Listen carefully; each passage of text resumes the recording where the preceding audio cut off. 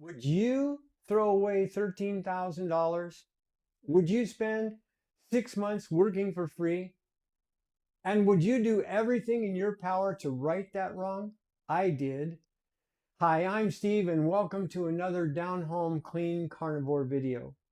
I've always known that I was a writer, but I didn't identify as an author. I doubted if I'd ever be able to get it done. A book seemed like a mountain.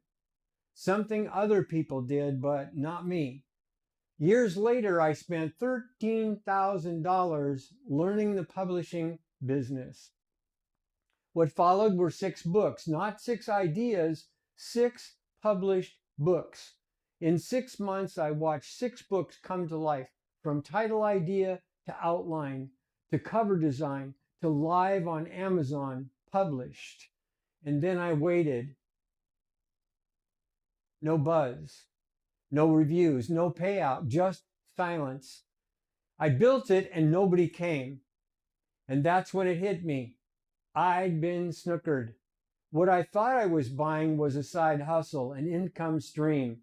Write books, publish books, collect royalties. The whole experience left a bad taste. The course didn't teach marketing. It didn't include audience building. No one showed me how to get readers. I learned how to build the product, how to take an idea that turned into a book, how to make the title searchable, how to get it published,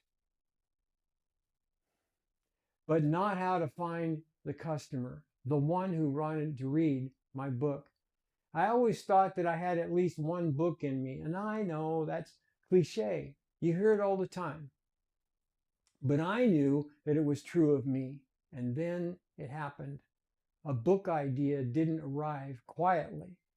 It hit me all at once. This was not theory.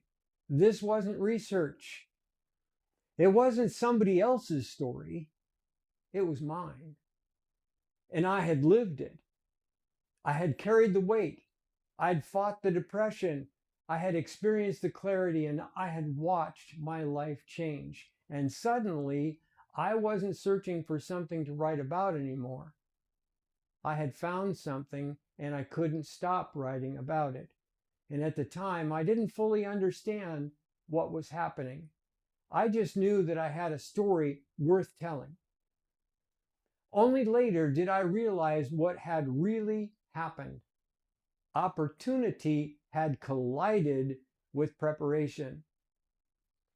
Everything that I had learned, everything I had experienced, every disappointment and every lesson, even every mistake, all of it suddenly had a purpose. Somewhere along the line, I made a connection. Carnivore in its purest form was ruminant meat. Animals with cloven hooves chewing the cud. And later I separated those two food categories into the food that's provided by God and the food manufactured by man. That distinction changed the way I viewed carnivore. It wasn't just a diet, and it wasn't just a lifestyle. It was a mission with a message, and I knew exactly who needed to hear it. I had my ideal reader already in my mind, because everywhere I looked, I saw wheat bellies, men with waistlines over 40 inches, the #1 indicator of metabolic syndrome, men who had been living the same way that I had lived, men who were carrying the same weight I had carried, men who needed hope.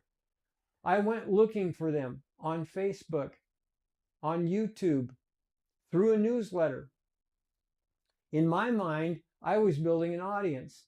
In the process, the purpose changed. What I now know is this. At first, I thought I was telling my story, but people began emerging as the story. I was telling my story to the people, and the people became my people. I found them at Costco, at church. I found them at Walmart, standing outside with a petition. I found them at the barbershop, waiting to get their hair cut. Men carrying the same weight, fighting the same battles, living the same hopelessness that I had known. Eventually, I realized that the story was never just about me, that that they had been a part of it at all times. I hadn't just met them yet.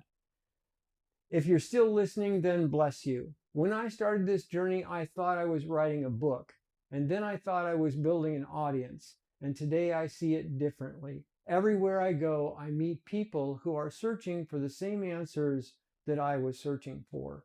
People who want their health back. People who want freedom from food. People who want their clarity back. People who want their lives back. And if sharing my story helps even one person take that first step, then every mile of this journey has been worth it. If this story resonates with you, subscribe and join the conversation in the comments.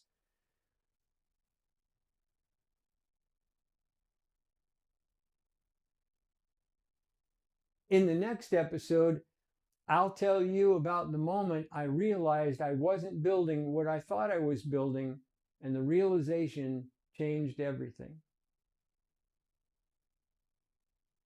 Walk with me. We're just getting started.